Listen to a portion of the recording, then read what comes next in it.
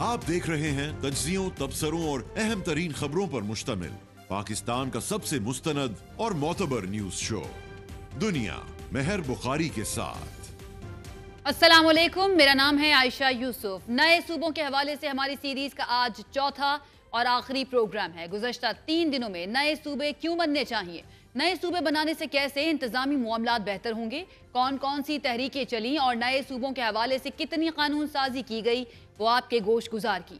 तकरीबन 25 करोड़ के इस मुल्क में आज भी 4 सूबे हैं जो 1947 में भी 4 ही थे।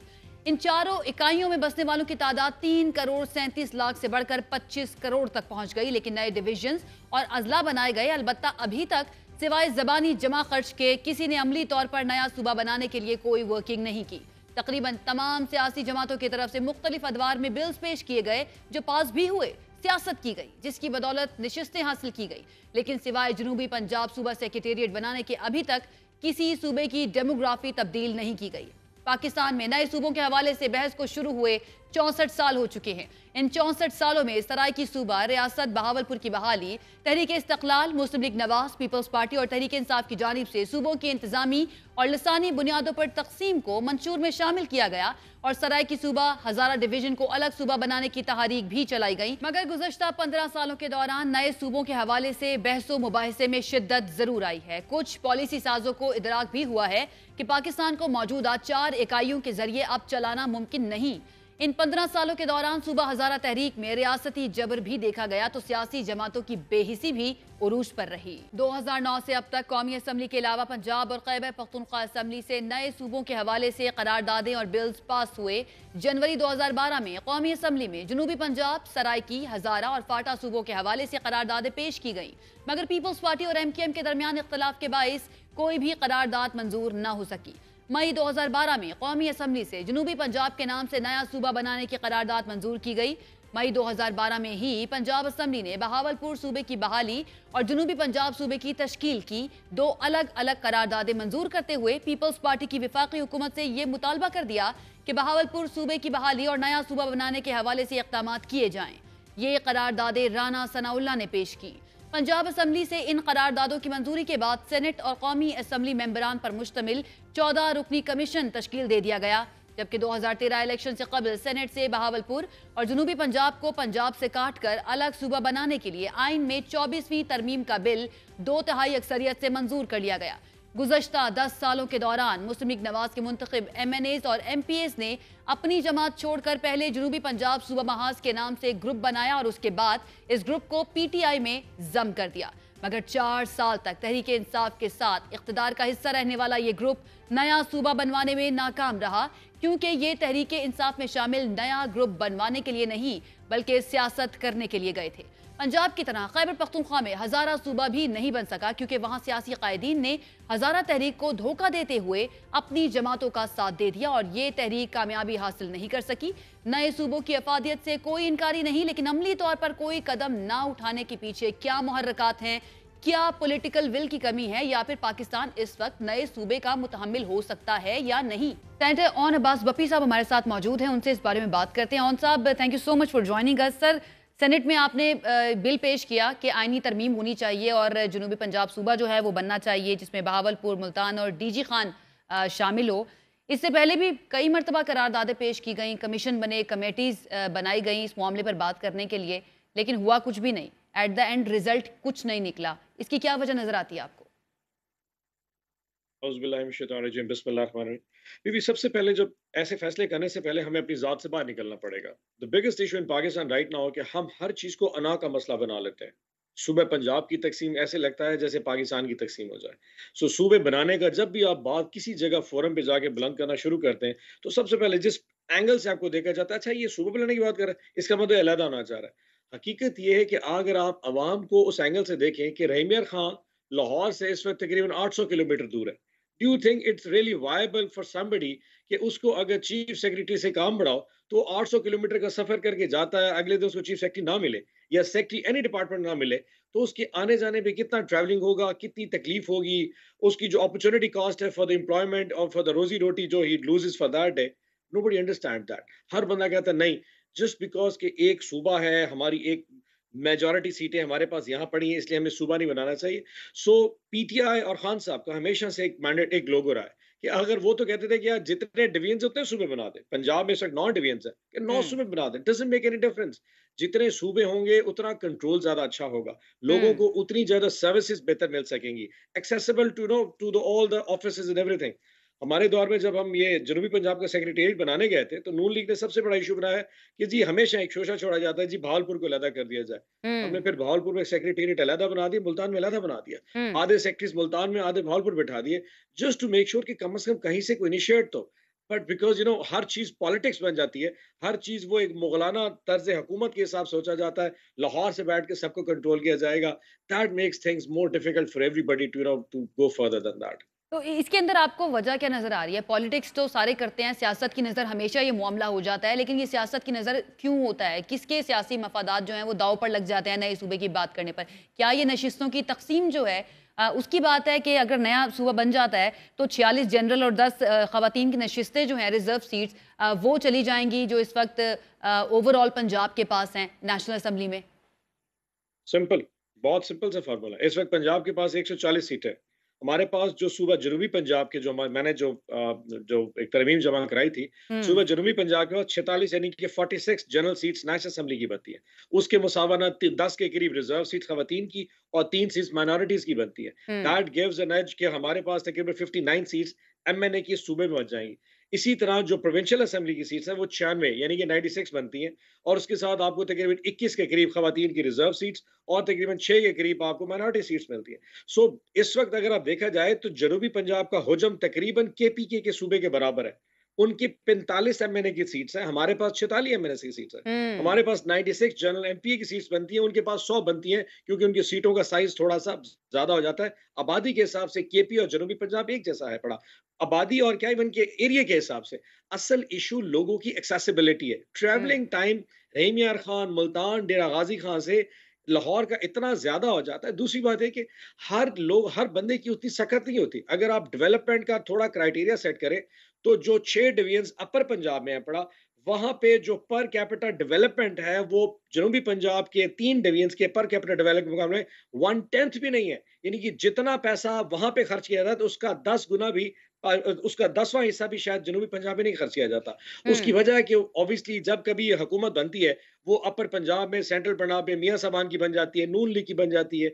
उनका प्रेफरेंसेस क्या होते हैं? जो वोट देगा, वोट कहाँ से मिलता है? वोट उनको मिल जाता है गुजरांवाला डिवीजन से, वोट मिलता है लाहौर डिवीजन से, वोट मिलता है उनको पिंडी डिवीजन। तो सही। सारी डेवलपमेंट वहां चली आती है। ठीक। ये जो डिवीजन हैं, जहां भावलपुर है, डेरा गाजी खान, मुल्तान, यहाँ पे पाकिस्तान मुस्लिम लीग नून को वोट नहीं मिलता, यहाँ पर ये इसलिए भी उनकी तो आर्ग्यूमेंट प्रेफरेंस भी आता है नहीं है। ऑन साहब, ये भी तो आर्ग्यूमेंट आता है कि बहावलपुर जो है जनूबी पंजाब का एरिया वाइज सबसे बड़ा सूबा है, और बहावलपुर वाले जो हैं वो ये भी चाहते हैं, वहाँ की पॉलिटिकल पार्टीज हों या वहाँ की आवाम से भी अगर बात कर ली जाए तो उनका सेंटिमेंट ये भी है कि भाई हम तो ऑलरेडी सूबा थे, हमें जो है हमारी हैसियत जो है वो बहाल की जाए सूबे की। तो इतने बड़े सूबे को अगर अलग सूबा बना दिया जाता है, इतने बड़े डिवीजन को अलग सूबा बना दिया जाता है, तो डोंट यू थिंक कि मजीद आसानी हो जाएगी अगर गवर्नेंस की बेहतरी की हम बात कर रहे हैं तो?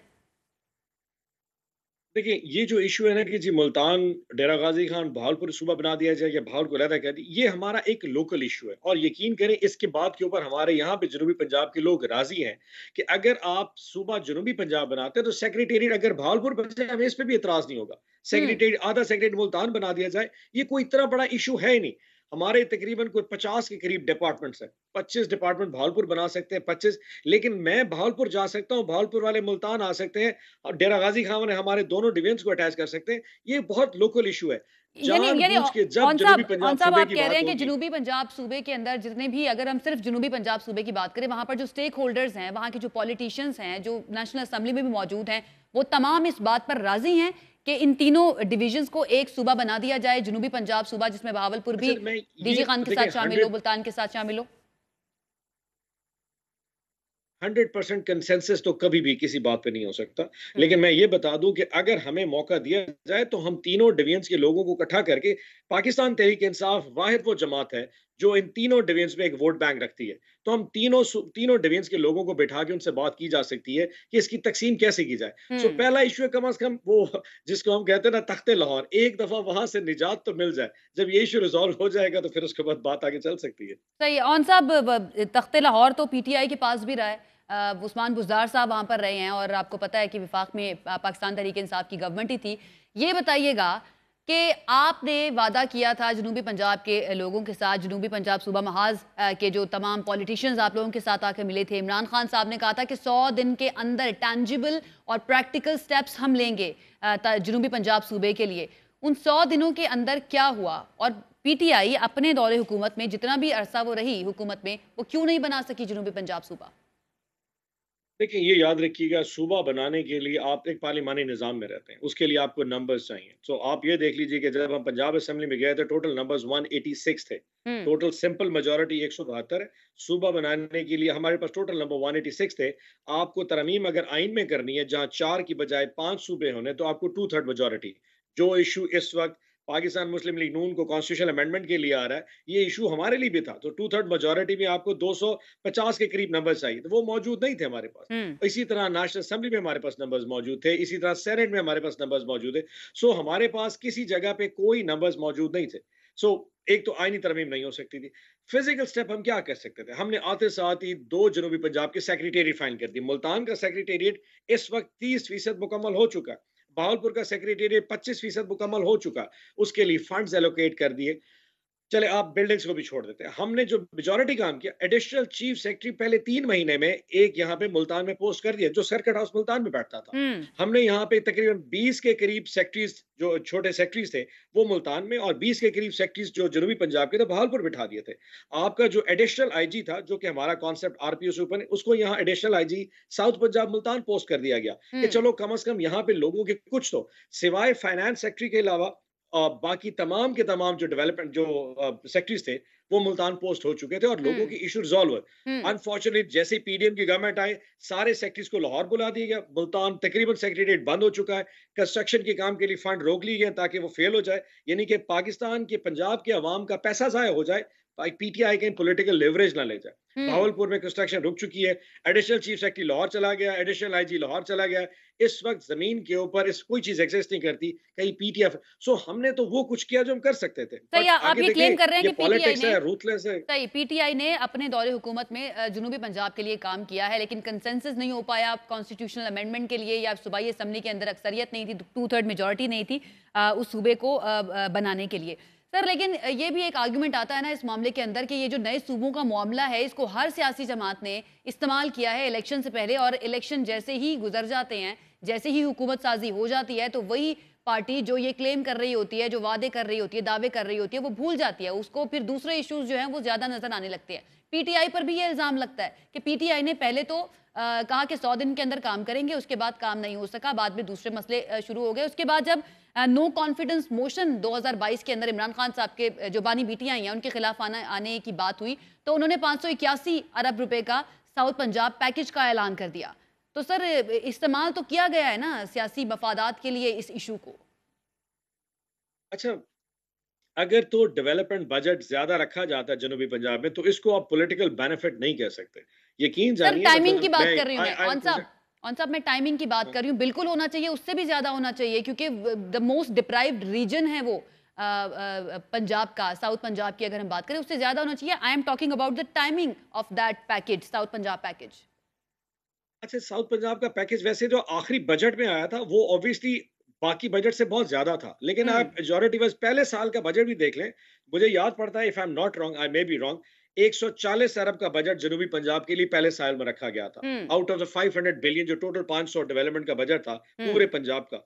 और अल्टीमेटली मतलब 140 अरब वाज माशाल्लाह पहली दफा इतना बजट देखा। हम कभी 70-80 अरब से ऊपर नहीं जा सके। And you will be amazed to see कि दूसरे साल में जो बजट रखा गया, उसमें से तकरीबन 30% के बजट खर्च भी हो सका था, बिकॉज यहाँ पे रिसोर्सेज नहीं थे। ना आपके पास ओवरसीयर्स थे, ना हमारे पास इतने ठेकेदार थे, ना हमारे पास जो पब्लिक हेल्थ इंजीनियरिंग का डिपार्टमेंट था जिसने ये सारे एक्सरसाइज करनी थी, उसका कोई सेटअप मौजूद था।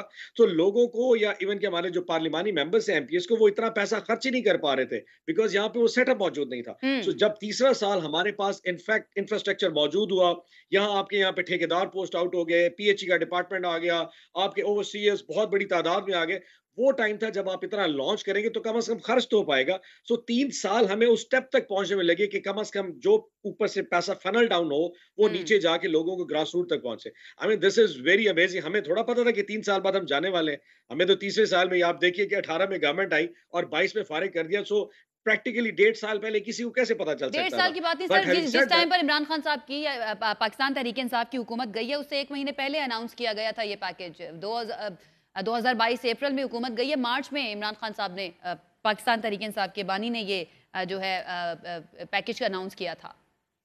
हो सकता है कि वैसे ना ऑब्वियसली मार्च में नॉर्मली बजट्स आ जाते हैं, so it could be the case. लेकिन ओके, अगर आप पूरा एक सेक्युलर लाइन देखें, चेक करें 3 सालों की, इट वाज वे बियॉन्ड। मैं आपको कह रहा हूँ 70 अरब से 140 अरब आना इन इटसेल्फ जनूबी पंजाब का बजट बहुत ज्यादा इंक्रीज कर दिया। सो हम्म। अगर आखिरी साल में 1.5 साल में वो पैसे बढ़ भी रहे थे और मेजोरिटी जहां तक मैं समझ पा रहा हूँ उसमें हमारे पास कोई 20-22 के करीब मेगा प्रोजेक्ट्स आए थे, जिसमें मदर एंड चाइल्ड के हॉस्पिटल तीनों डिवीजन्स में आ गए थे। अब एक एक हॉस्पिटल ऑब्वियसली 2-4 अरब रुपए का था। इसके हम्म। अलावा निश्तर मुल्तान का प्रोजेक्ट आ गया था। इसके अलावा जो हमारा चनाब की यहाँ पे जो ब्रिज है मुल्तान मुजफ्फरगढ़ को कनेक्ट करती है, नई ब्रिज का। सो मेगा प्रोजेक्ट्स के लिए you wanted mega money for it. So वो आखिरी साल में एक स्पेस निकली थी जिसमें पंजाब गवर्नमेंट को पैसा दिया गया और फिर पंजाब गवर्नमेंट ने उसमें से मेजॉरिटी स्पेस निकाल के जनूबी पंजाब को दिया। सो सही। उसको पॉलिटिकल लीवरेज के तौर पे मेरे ख्याल देखना गलत होगा। इस हिसाब से देखा जाए कि ऑब्वियसली स्पेसिंग ज्यादा थी और सही, ये नहीं कि आपका ये जनूबी क्लेम पंजाब है, उस आपका ये साल में क्लेम है अपर कि पंजाब के लिए बजट नहीं सही जा रहा था। सही। बहुत शुक्रिया ओन अब्बास, वप्पी साहब हमारे साथ मौजूद थे और उनका ये कहना है कि जब पाकिस्तान तहरीक इंसाफ की हुकूमत थी पंजाब में या फेडरल में, उस वक्त जनूबी पंजाब सूबे का मामला जो है या नए सूबे का मामला जो है उसको सियासी मफादात के लिए इस्तेमाल नहीं किया गया था। पाकिस्तान पीपल्स पार्टी के रहनुमा कमर जमान कायरा साहब हमारे साथ मौजूद हैं, उनसे इस बारे में बात करते हैं। कायरा साहब, ये बताइएगा कि पाकिस्तान पीपल्स पार्टी जो है वो कमीशंस का हिस्सा भी रही है और बार बार नए सूबों के बारे में बात भी करती रही है। अभी तक ये कमीशंस बने, कमेटियां बनी, पार्लियामेंट में बात की गई, करारदादें लाई गई, हुआ कुछ क्यों नहीं है इस बारे में अभी तक? देखिए, इसका तरीका कार ये है कि पहले उस सूबे से जो सूबा नए जिसमें नए सूबे बनने हैं उस सूबे से एक करारदाद आएगी, फिर उसके ऊपर कॉन्स्टिट्यूशनल अमेंडमेंट आएगी।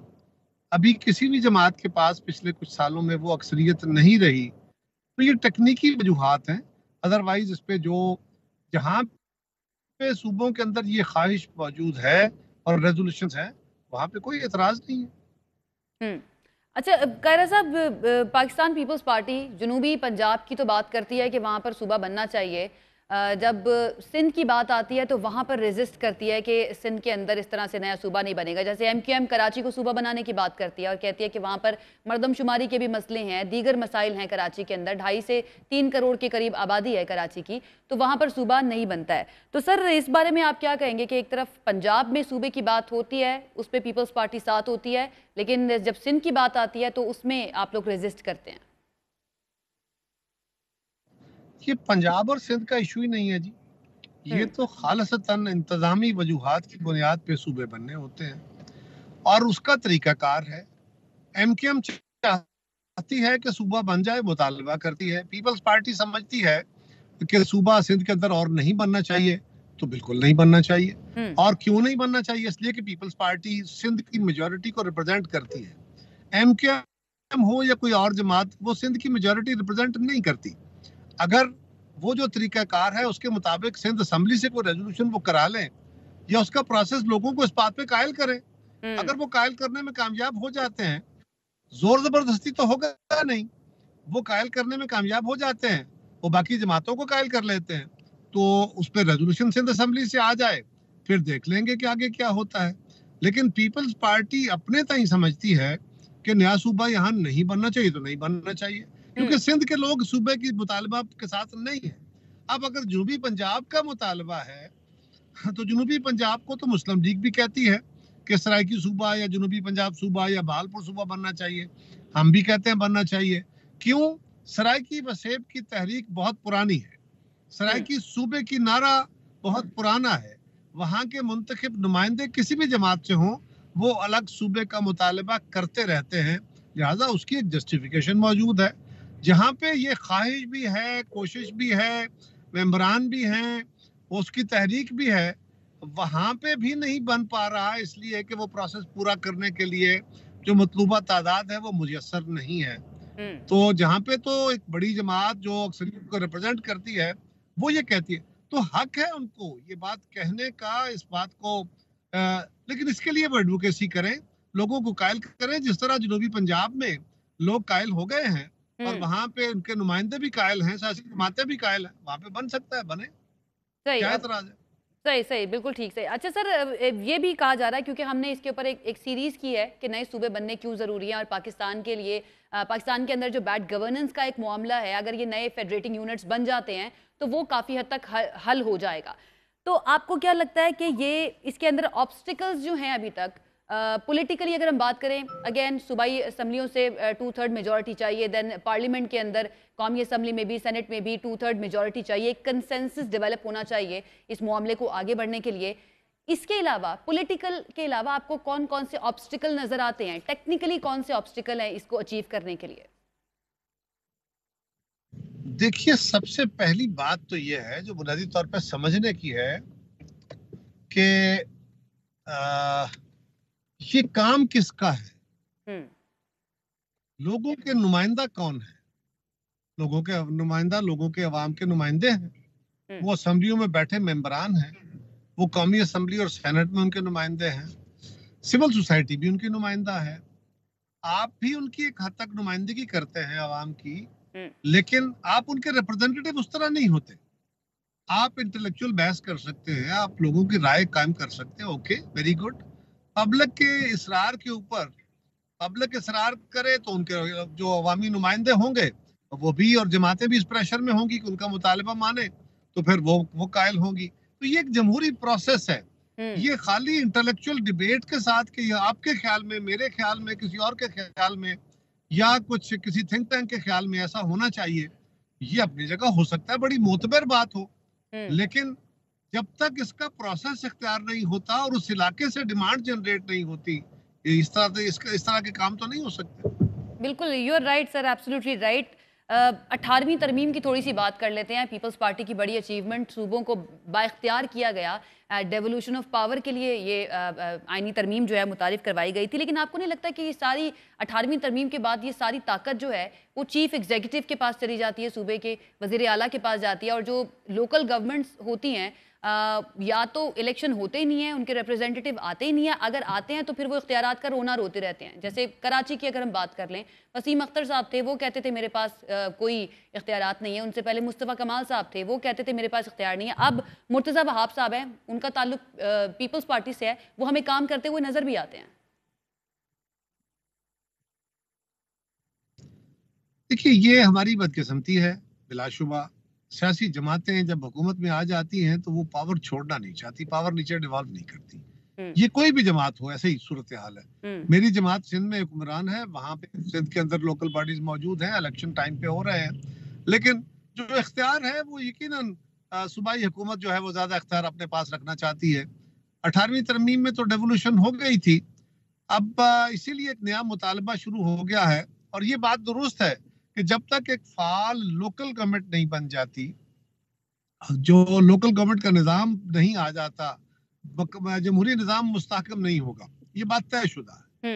और अब एक नया मुतालबा इसलिए शुरू हुआ है और बड़ा अच्छा है कि लोकल बॉडीज का इलेक्शन टाइम पे कराने का, जिस तरह आइन के अंदर जनरल इलेक्शन कराने का एक मैंडेटरी प्रोविजन है कि आप इतने अरसे के बाद इलेक्शन कराएंगे और जब मुद्दत पूरी होगी तो अगले 3 महीने के अंदर अंदर नया इंतखाब होगा, ये क्लास अब आइन के अंदर डाल दी जाए ताकि सूबे भी ये इलेक्शन कराने पे पाबंद हो जाए। अब इस पे बहस हो रही है, जब भी कभी इसकी कोई मुकम्मल सूरत हाल बनी तो ये डाल देनी चाहिए। मैं भी इस बात के हक में हूँ कि ये आइन का तकाजा बना देना चाहिए ताकि पाबंद हो जाए सारे। बिल्कुल, लोकल गवर्नमेंट, एक फाल लोकल गवर्नमेंट बननी चाहिए।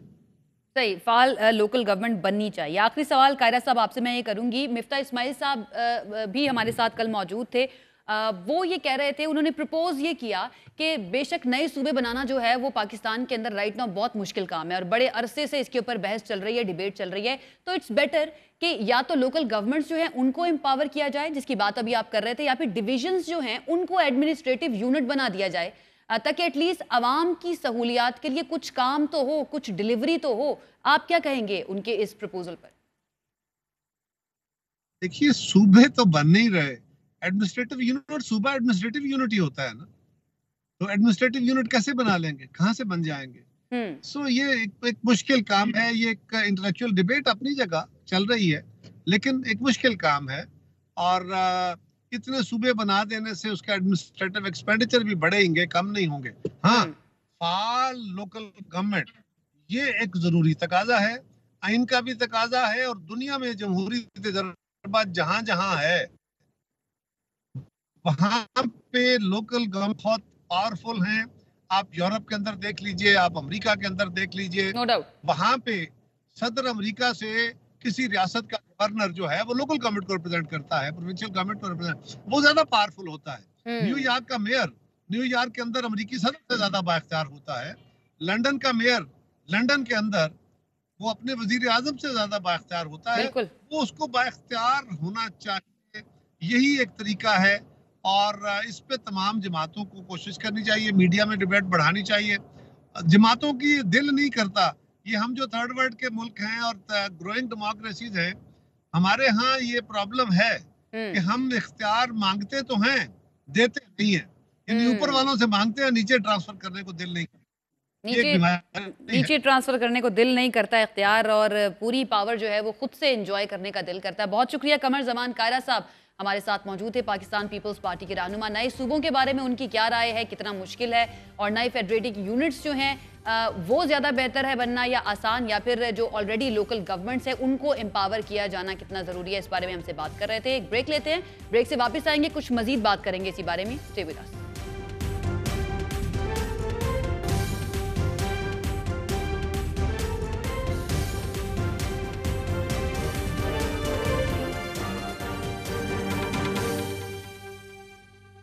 हमारे साथ मौजूद हैं पिलडाट के सरबरा अहमद बिलाल महबूब साहब। अहमद बिलाल महबूब साहब, बहुत शुक्रिया हमें ज्वाइन करने के लिए। सर, हम ये एक कॉन्वर्सेशन जो है, डिबेट जो है, दोबारा से हम शुरू करना चाह रहे हैं कि सूबे जो हैं, छोटे फेडरेटिंग यूनिट्स जो हैं, वो पाकिस्तान के लिए अच्छी गवर्नेंस के लिए क्यों ज़रूरी है, लेकिन इसके अंदर क्या रुकावटें हैं। पॉलिटिकल विल की बात हो गई, टेक्निकलिटीज़ की बात हो गई, इन सब चीज़ों की बात हो गई है। आप बताइएगा, आप क्या समझते हैं कि इसके अंदर रुकावट, ऑब्स्टिकल सबसे पहले आपको कहां पर नजर आते हैं?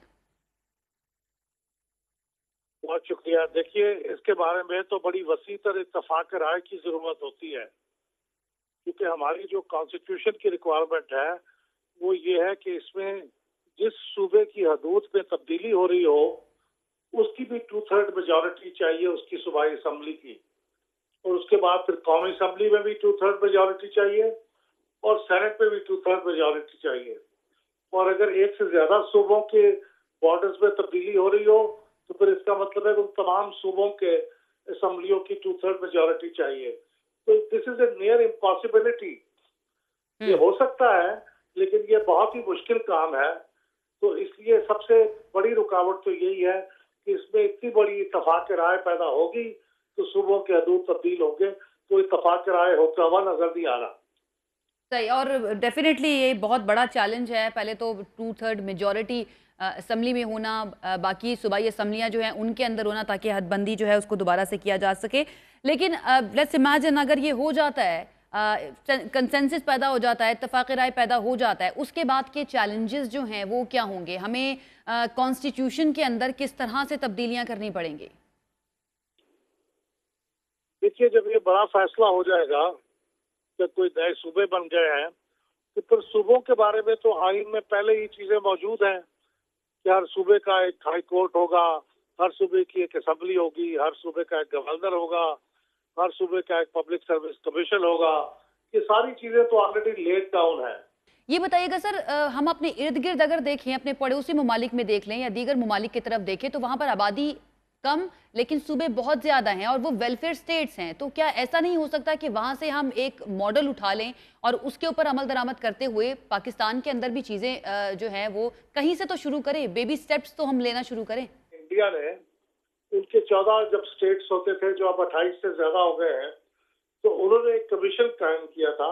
उसने 2-3 साल काम किया था, स्टडी की थी, और उसके बाद उन्होंने फिर एक स्कीम पेश की थी कि हमारे मुल्क में इतने स्टेट्स होनी चाहिए, और उसकी इकोनॉमी, उसकी सोशल, उसकी लैंग्विस्टिक उसके जो तमाम मसाइल थे उनका जायजा लिया था।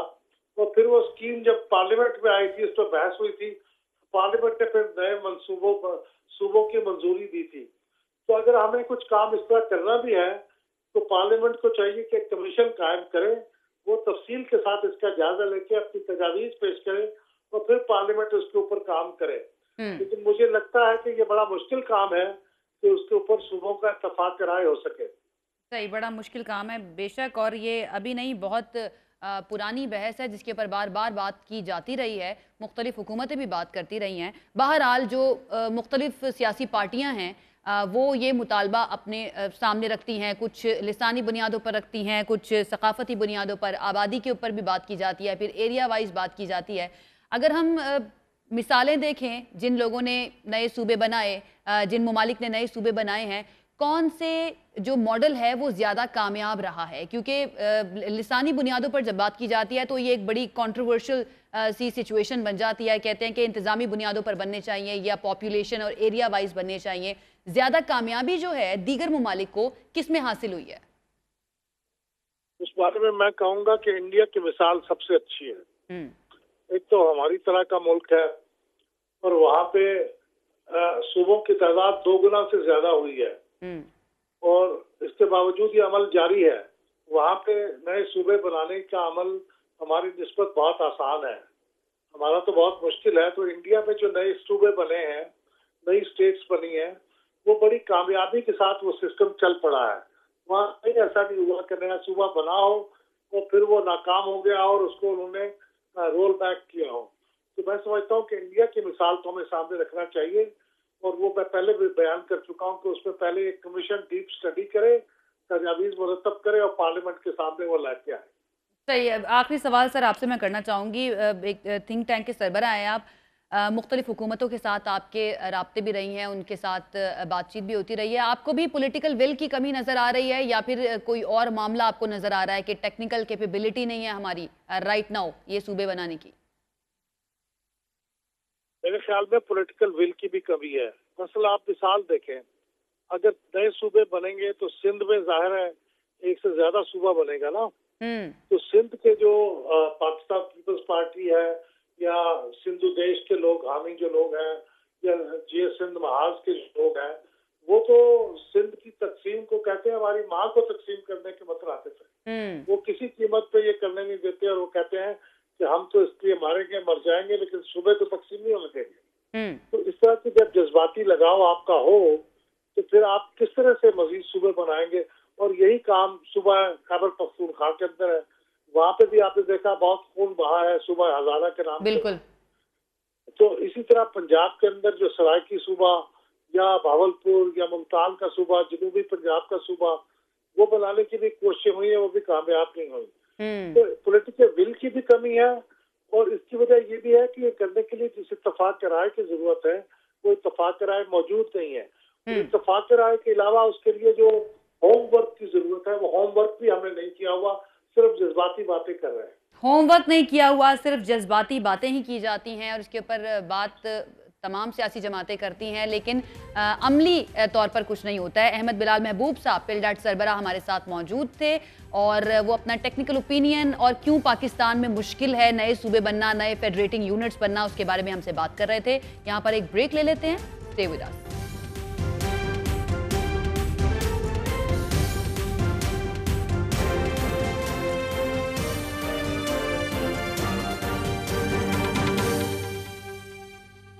Welcome back. नए सूबों के हवाले से हमारा आज का ये चौथा प्रोग्राम था। इन प्रोग्राम्स में ये बात बड़ी शद्दोमत के साथ सामने आई कि सूबे मुल्क की अशद ज़रूरत हैं।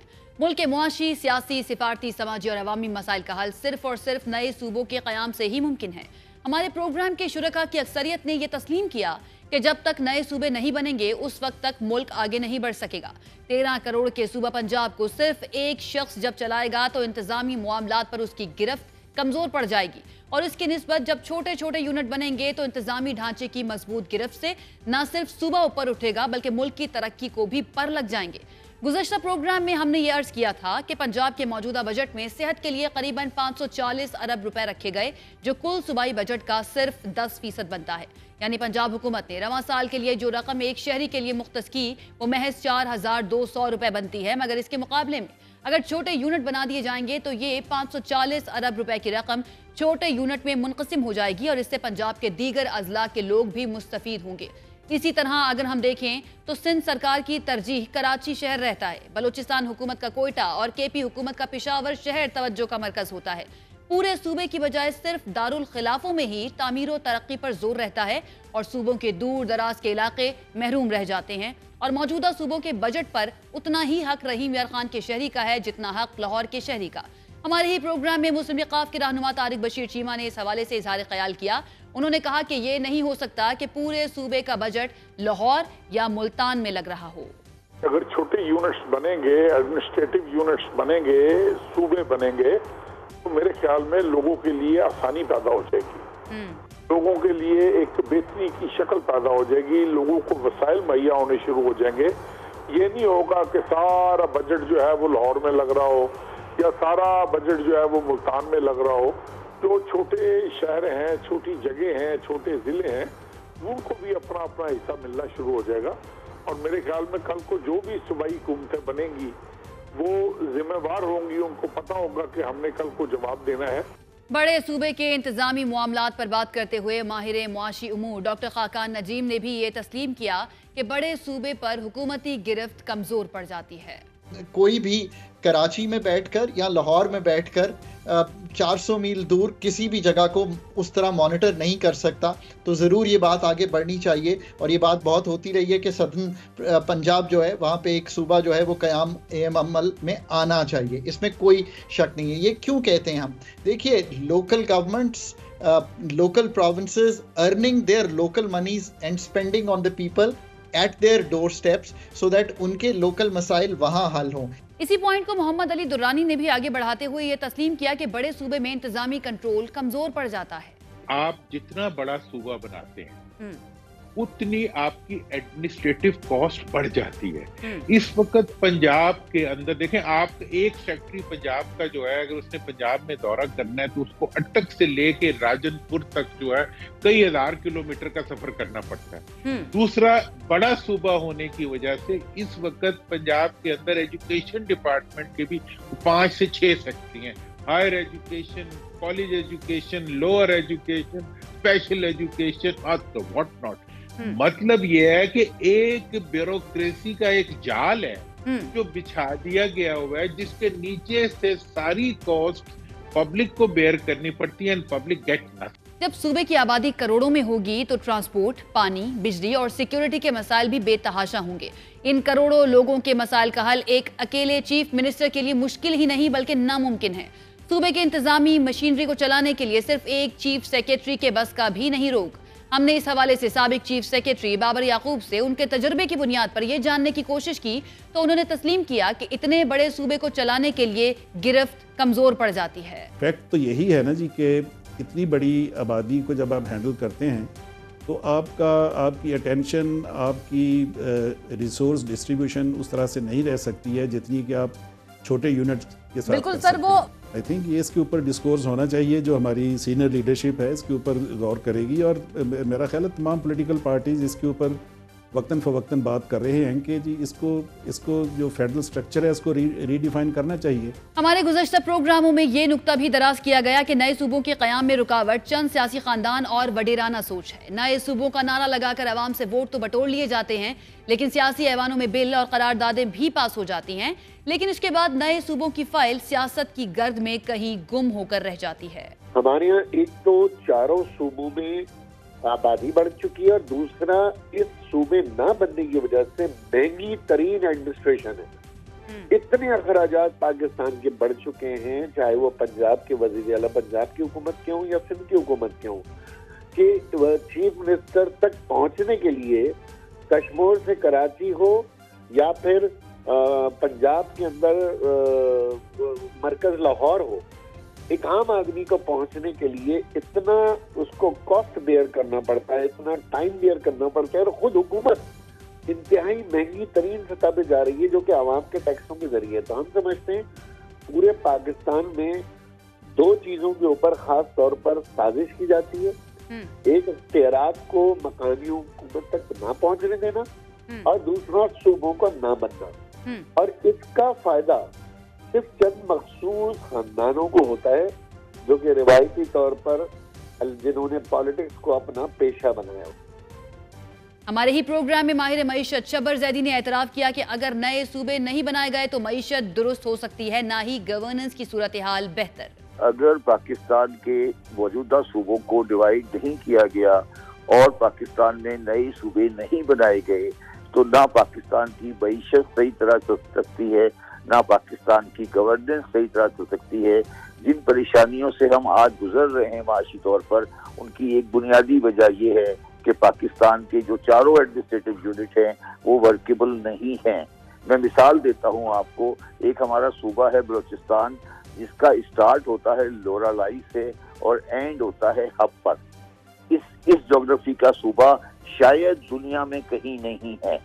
तो ये जो पाकिस्तान में हमने ये खेल खेला हुआ है कि हम सूबों को चेंज नहीं कर सकते, और 1971 में जो 70 में जो हमने पाकिस्तान में सूबे बनाए थे, जब हमने पंजाब को भवालपुर को मर्ज कर दिया था और ये सब कुछ किया था, ये बुनियादी तौर पे गलत है। और पाकिस्तान को इमीडिएटली कम से कम 10 सूबों में तकसीम कर यहाँ प्रॉपर गवर्नेंस लाई जाए। नए सूबे के अवामी मुतालबे पर सियासतदान भी ये समझते हैं कि तमाम मसाइल का हल सूबों की तकसीम में पोशीदा है। मसलन बलूचिस्तान और खैबर पख्तूनख्वा के 2 सूबे दहशत गर्दों की हिट लिस्ट पर हैं। अगर इन 2 सूबों में मजीद सूबे तश्कील पाते हैं तो इससे सिक्योरिटी की सूरत हाल में बहुत बेहतरी आ सकती है। छोटे छोटे यूनिट्स आवाम की जानो माल की हिफाजत के लिए मौसर हिकमत अमली इख्तियार कर सकेंगे। दहशत गर्दों का एक सूबे से दूसरे सूबे में दाखिला मुश्किल हो जाएगा।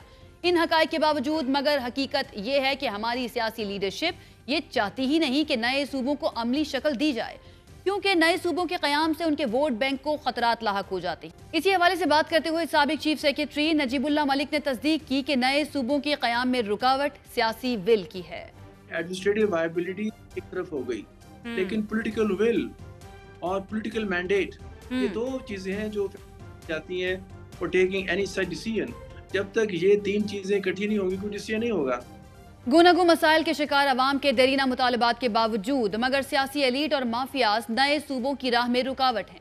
लेकिन अगर हमारी अशराफिया और पॉलिसी साजों ने इस मुल्क को खुशहाल करना है, इसे तरक्की पजीर ममालिक की फहरिस्त से निकाल कर तरक्की याफ्ता ममालिक की सफ में खड़ा करना है, तो इसे बहरकैफ नए सूबे बनाने पड़ेंगे। नए सूबों का ये ख्वाब जल्द या बदेर जरूर शर्मिंदाए ताबीर होगा। तो नाज़रीन, ये था हमारा प्रोग्राम और ये 4 रोज की सीरीज, जिसके अंदर हमने सूबों की बात की और ये बात की कि नए सूबे बनना जो है, नए एडमिनिस्ट्रेटिव यूनिट्स बनना पाकिस्तान के लिए, गुड गवर्नेंस के लिए कितना ज़्यादा ज़रूरी है, क्योंकि आम आदमी तक तमाम बेसिक सहूलियात जो हैं वो पहुंच ही नहीं पाती हैं। तो हमारे की टेक अवेज जो हैं इस सारी सूरत हाल से, इन तमाम प्रोग्राम से, जितने भी हमने पॉलिटिशियन से बात की, जितने भी टेक्निकल लोगों से हमने बात की, तो वो यही है कि सबसे पहले पॉलिटिकल विल का होना ज़रूरी है, उसके बाद हमारी टेक्निकल कैपेबिलिटी जो है उसका देखना ज़रूरी है, और एक कंसेंसस होना नए सूबे बनाने के लिए वो बहुत ज़्यादा ज़रूरी है। अपना बहुत ज़्यादा ख्याल रखिएगा। मुझे इजाज़त दीजिए। अल्लाह हाफिज़।